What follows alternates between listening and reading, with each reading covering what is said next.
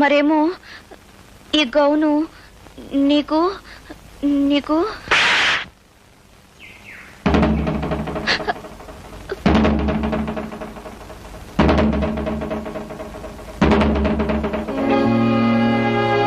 కొనుక్కోవడానికి ఎందుకంటే మంచి బట్టలు దొరకలేదా నీకు?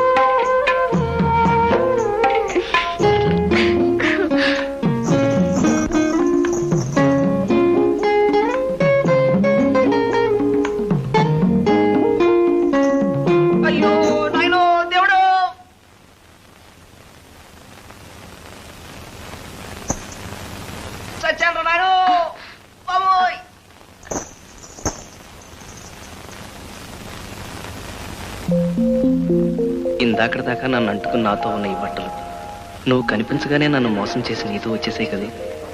నీకు ఎంతో దగ్గరగా ఉన్నవి ఎంతో అదృష్టం చేసుకున్నాయి. ఆ అదృష్టం నాకెప్పుడు కలిగిస్తావు?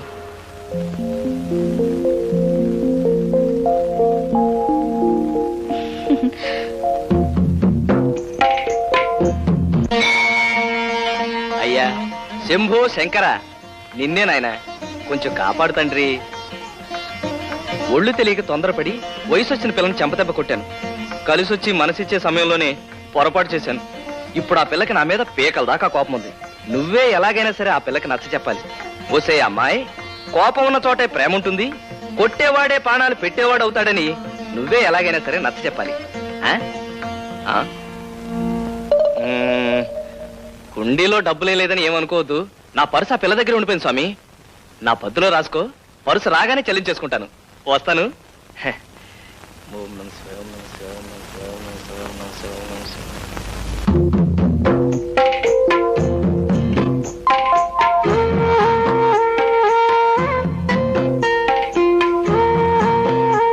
ఆ స్వామి చెప్పి పంపాడా?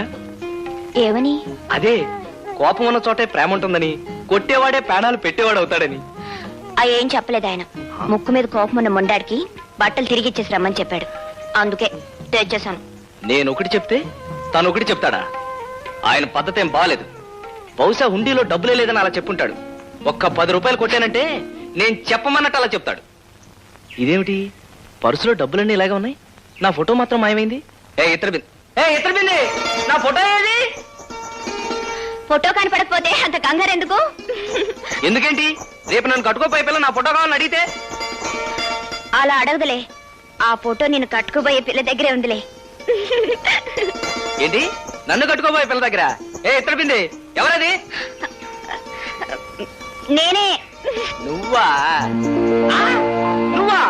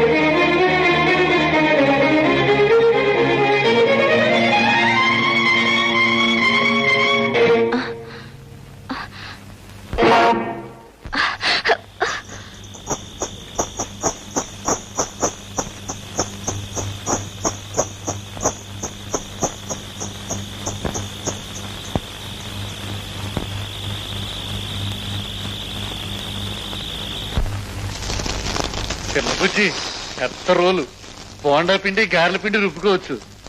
దీన్ని తీసుకుని సింగిల్ టీ. రోకలు లేకుండా రోల్ ఎందుకయ్యా? ఇవాళ సింగిల్ టీ ఇచ్చావంటే 2 రోజుల్లో మంచి రోకలు తీసుకొస్తా. ఇద్దాం లెక్క పాపం. ఈ రోజు కాకపోయినా రేపు పట్టుకొచ్చిస్తాడు. చిట్ట బుజ్జి. ఆ,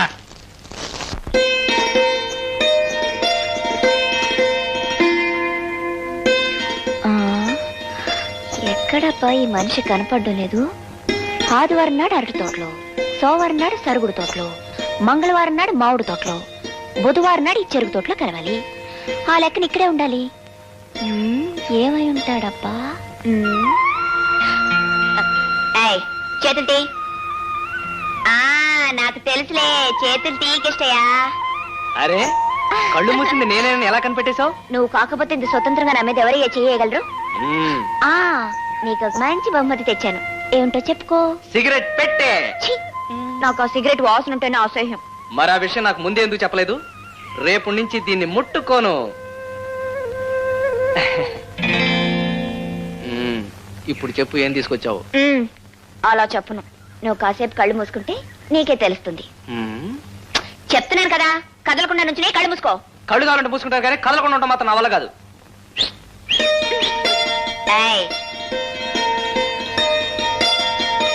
కళ్ళు మూసుకో. పవిత్ర, ఏంటిది? నీ మంచి మనసు నాకు తెలిపింది ఇదేగా. ఆ రోజు నా కోసం నువ్విచ్చిందే కిష్టయ్యా. నా చేతులతోనే ఇది నీకు కట్టాలని డబ్బులన్నీ కూడబట్టి ఇడిపించి తీసుకొచ్చాను. నేను నీకు ఇది కట్టాను కదా, మరి నువ్వు నా మెళ్ళో ఎప్పుడు తాళి కడతావు? కొంతకాలం ఓపిక పట్టు. నేను ఏదైనా పని చూసుకున్నాక. చేసుకునేది ఓ పనేగా. అది కాదు పవిత్ర, నేను నిన్ను పెళ్లి చేసుకున్నాక నీకే లోటు రాకుండా చూసుకోవాలిగా. ప్రస్తుతానికి నా దగ్గర డబ్బేమీ లేదు. అందుకే నా బ్రతికే నీ చేతిలో పెడుతున్నాను. చెప్పండి కదవాలరా. చల్లకు మాదా కవడమ్మా, మాదా కవడమమ్మా. రే, ఆడాలి ఇంట్లో లేరు. వెళ్ళు తర్వాత రా. మీ ఆడవాళ్ళ కోసం రాలేదండి, అడుక్కోడానికి వచ్చాను. గురు, ఆ నాటకాలోడు లంక దగ్గర లంకిడిలాగా ఇంటి ముందే మకం పెట్టేశాడు. ఆ పిల్లతో మాట్లాడడం కుదరలే. అట్టాగంటే ఎట్టగరా రాజుగా, నేను ఎలాగైనా సరే ఆ పిల్లతో ఒకసారి మాట్లాడాలి. అయితే ఓ పని చెయ్యి. ఏంటి? ఆ నాటకలోడి దగ్గర నువ్వు శిష్యుడిగా చేరిపో. ఆడి దగ్గర ఆడు పద్యాలు పాడి పాడే చంపుతాడు రా. అది కాదు గురు, నువ్వు శిష్యుడిగా చేరతావా, గురుదక్షిణగా ఓ బాటిల్ ఇస్తావా, అది ఆడు చూసుకుంటాడు. నువ్వు ఈ పిల్లని చూసుకో. అదిగో ద్వారక ఆలమ్మ. పట్టుకో.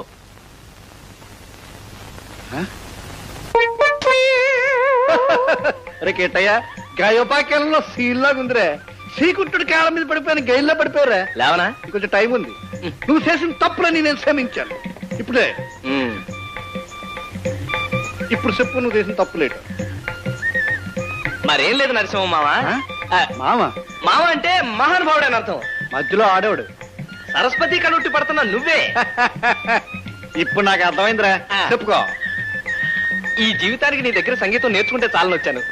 గురువు దగ్గరికి వెళ్ళేటప్పుడు ఉట్టి చేతితో వెళ్ళకూడదు కదా, అందుకని ఇవన్నీ పట్టుకొచ్చా. ఒరే, నాకు గొప్పతనం తెలుసుకున్నవాడు నువ్వు ఒక్కడవేరా. కూసో.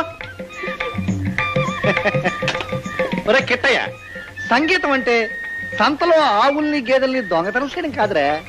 సంగీతం అంటే సంగీతం సముద్రంలో కెరటాలు ఎలాగైతే వస్తాయో సరిగం పదనసలు కూడా అలాగే వస్తాయిరా.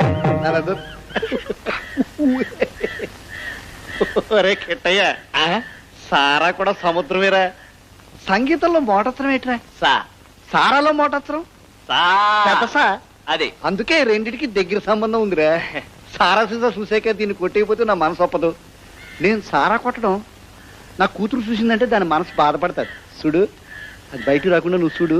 నేను ఈ సారా కొట్టేసి తర్వాత పాఠం చెప్తాను. నీకేం భయలేదు బా, నేను చూసుకుంటాగా.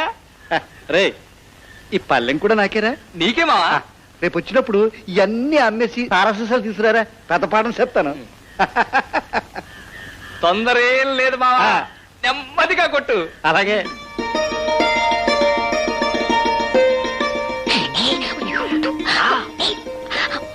నిన్నంతా నువ్వు కనబడపోతే నాకు పిచ్చెక్కినట్టు అయిపోయింది తెలుసా.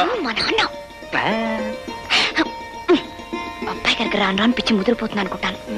పాలు పెరుగు అమ్మ వచ్చేసరికి పొద్దుపోయింది, అందుకే రాలేకపోయాను.